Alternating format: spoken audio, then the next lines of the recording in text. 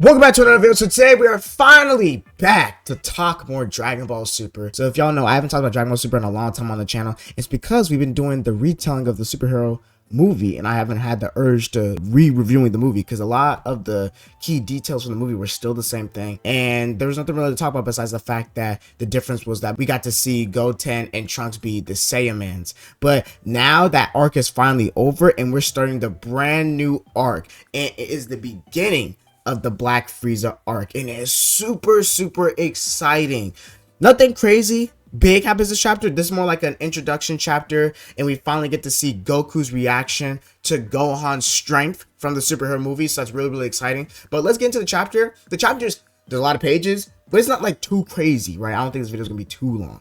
But the chapter begins where we last left off last chapter, where if y'all don't know, last chapter we got to see Carmine escape from the base and basically saying like, oh, I have a plan, I'm gonna do something about Gohan. And so we get to see Carmine and one of his goons start talking about like, oh, President Magenta's funeral was kind of low-key, and then Carmine starts talking about how they can't revive the Red Ribbon Army if there's a bunch of those Saiyans around, and those monsters to him. He still thinks that the Saiyans are the bad guys. And they're in a car chilling, and randomly they just see this one dude flying, kicking these people apart, and it's Goten and Trunks defeating like these robbers, and they beat the hell out of them like super easy, and it's over, right? And then Carmine seeing this doesn't know that it's Goten and Trunks from when they were at the base during the whole Cell Max incident, and it's thinking like, oh, I can get these guys to beat Gohan, right? And so he goes to talk to Goten and Trunks, and then he kind of tricks them, trying to think about like tricks them, telling them like, oh, I have this really strong villain that I need y'all to beat.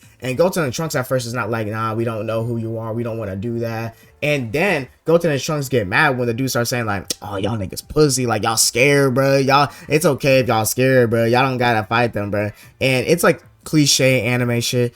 And so after Goten and Trunks hear that, they immediately want to go and fight the dude, right? And so we cut away actually, and we get to see Vegeta versus Broly. And it's like a training session where they're both in base form. The goal of the training is for Vegeta to help Broly maintain his anger. So once again, Saiyans get stronger off their anger, but one thing they gotta do as well is control themselves while they're angry. Broly can get dummy strong, stronger than Goku and Vegeta combined, but he can't control it. And so he has all that strength, but it's just like flailing and doing stuff. So the goal of this training is to teach him to use that anger and still maintain control. Also, when you have control, it not to like neuter yourself. Even Vegeta says it, like, anger isn't a bad thing. Rage is the source of a Saiyan's power, in fact. However, your issue is that you lose yourself to it. Do not suppress your rage, control it. So that's the goal of the training. And actually Broly does good. Like Broly is fighting Vegeta, and Broly makes sure that he doesn't snap, but he has to learn how to control his anger and be able to still use his anger without suppressing his power. It's a cool fight scene. We get to see like Broly like finding Vegeta, shooting with energy blasts, punching each other, kicking each other, Vegeta turning Super Saiyan, which,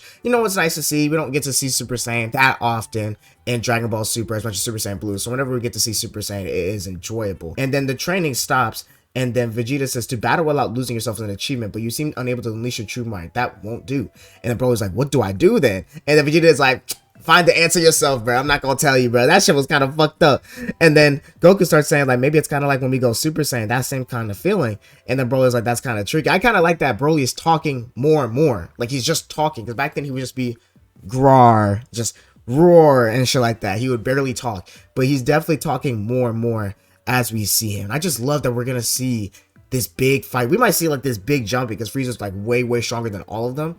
It would be cool if we get to see this big jumping where it's Goku, Gohan, Vegeta, and Broly and Piccolo just jumping the hell out of Frieza. Or maybe Frieza's like building this big army of strong warriors or strong soldiers, and then we get this big fight where it's all of them against Frieza and his goons, and they're like dummy strong. That would be really cool. So it's the end of the training, and we even get to see Beerus like reiterate that he wants Goku to be the next god of destruction, and Goku saying like, nah, I don't want to be the next god of destruction. And then we inform them what happened in the superhero movie about Cell Max and how Gohan and Piccolo managed Cell Max, and even this weird moment where Beerus forgets that Goku is a father, which is a really weird scene, that he forgot Goku is a father. And then Goku says, man, I wish I could have been there, but it was during me and Vegeta's duel, so I couldn't sense any ki. And then Vegeta's like, indeed, the duel which you lost to me. And I like this little panel, like it shows Goku actually being annoyed, saying like, highlight of your lifetime. How like being like, bro, like it's not that deep, bro. I've beaten you a few times, and this is the first time, the first time in quotation marks Vegeta's beaten Goku in quotation marks, and he's like rubbing that shit in, which I ain't gonna lie, if I was Vegeta, I'll be rubbing that shit into. And so we cut away to Goten and Trunks being inside Carmine's car, and they're heading to the place where the monster is. And then Goten sees that, oh, we're at my brother's place, we're at Gohan's crib.